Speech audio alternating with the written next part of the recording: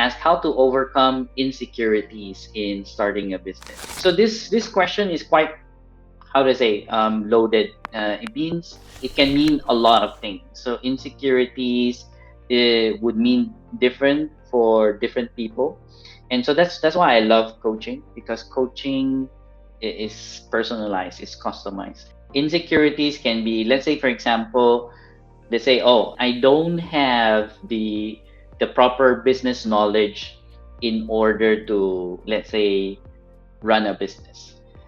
So, and that's kind of like, you know, it stops you from being confident to like really stepping out and starting your own business. So that's kind of like one type of insecurity. And then there's another type of insecurity is like, well, let's say, what if this person is thinking, what if in the future the business fails? I lose money, or I lose my face, like reputation. So that's kind of another way, another insecurity that we are talking about. But ultimately, all of this different types of insecurity, it all boils down to the main question is, am I good enough?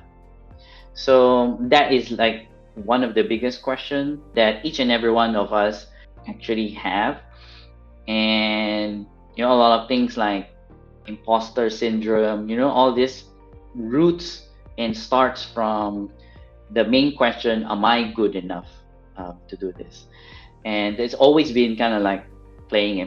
And even when we were studying all this, it's the same thing. I remember when I first into a trading education business. When I mean trading education, it's the forex trading, stocks trading. I totally didn't have any knowledge or idea in trading, in forex, all this. I totally had this like huge insecurity on how to run a business. By that time, I already had experience starting a business. So what I was confident is I know how to start a business, how to create a business, plan for a business, and all these things, marketing. But I didn't have any information or knowledge about the trading industry. And so that was like my insecurity. And so I went and approached a mentor and talked about it. I asked him, okay, there's this opportunity for me to start this business, and I'm basically having this insecurity around trading. I don't have the expertise. So he immediately kind of like pointed out. He asked me, do you need to be the expert in this business? Well, the people that I will be working with are the experts, right? They have been doing this business already. And so, oh, okay. Then if you don't need to be expert in terms of, the trading part, the education part, then what are you bringing into the business? What are you the expert of? So then I say, oh, one is that I'm an expert in terms of like, running a business, all these things, starting a business. And then I'm also the expert in the market that we are going into, because we partnered up because we want to bring that business to the Philippines. And so then that shifted me. Okay, it's actually where I was focusing on. I was focusing a lot on what I wasn't good enough. And this is related to the first question about the strengths and weakness, right? So I was focusing a lot on what I was weak on. It didn't help me, right? It didn't help me to actually move forward, because I kept on looking at, oh, okay, I'm not good enough.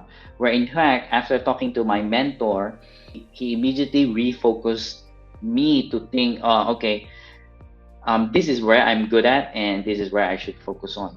The other things, if there are people who can handle that, then it can still work. That is one way of doing it, is like really focusing on, okay, are my strengths, or what can I focus on that I'm good at, instead of focusing on, hey, what am I not good at? So I hope I answered that question. When one loses motivation, what should an entrepreneur do? Whew, I love this question. And I mentioned this earlier. The entrepreneurial journey can be challenging, right? And it's challenging because we are not brought up to become entrepreneurs. We are not, like, not all, but majority of us. We went through school. We were trained to become employees, basically, right? Me as well. And so the struggle is getting out of that framework and having an entrepreneurial mindset. And so I went through that process as well. So when we experience all these challenges, it can definitely affect our motivation, right? So earlier I was just speaking with a friend, and we were talking about how at the start of things he is like, wow, you know, super excited. It's like, ooh, like a lot of energy. And then, bit by bit, that energy goes down, goes down, goes down until like it's gone. And so it's a common thing that when we experience challenges, then we start to lose motivation. And it's sad. And to me, it's sad. Not only because I experienced it before, but because I met a lot of wonderful people who have started their business, and eventually they decide to like stop and go back into employment. And to me it's sad because, like what I said, right, as entrepreneurs we want to, like, we have this desire to solve problems and we want to like bring change in the world. So when someone basically gives up and then goes back into employment, that dream of solving that problem also goes away, right? I mean, I'm sure there'll be someone else, but for that person I feel sad for them. And so having a way, a tool, in order to either keep your motivation up or reignite it, is good. So for Kate, right, and for our audience, our listeners, one way to reignite that motivation or keep it up is always go back into your why. Why did you started this business in the first place, right? Why did you start this business in the first place? So a lot of times, in our journey, when we focus a lot on the challenges, the problems that we are encountering during the entrepreneurial journey, then we had kind of like forget what is the reason we started this business in the. And so it would be good for you to just like step back, breathe, and go back to your why and ask yourself, why did I start this business in the first place? So a lot of times, not all the time, a lot of times this will already help you, right? Reconnect and become motivated again. Oh, that's why. And for me, my why is to help people. That's my, like, a lot of the things that I do, not only in business, is I want to help people. And it's very generic, but it's my main driving motivation in life is I want to help people because I don't want them to suffer like me when I suffered like many years ago. And so when I go back to that and I reconnect to my why, that, oh, I'm actually doing this because I want to help people. And I even touch my chest, right, like the part where my heart is, and reconnect to my why. And then I start to feel energetic again. I start to feel motivated again to do the things that I need to do, even after like challenging things that has happened. And so that's one thing that you can do, Kate, in order to reignite that motivation, is go back into your why. So sometimes it doesn't, it doesn't reignite your motivation when you go back to your why.